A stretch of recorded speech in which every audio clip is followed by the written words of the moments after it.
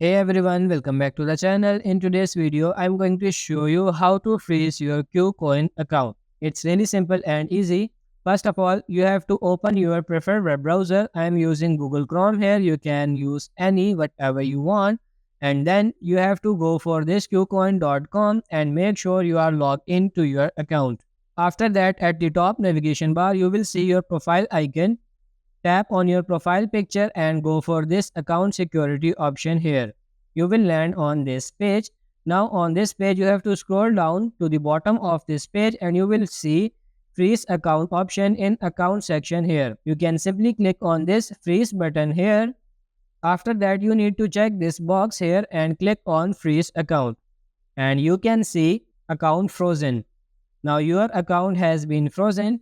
To unfreeze your account, you need to log in. It will be unfreeze after 1 day. So that is how you can freeze your KuCoin account. I hope this video was helpful. If it is, like it and subscribe to the channel. Thank you.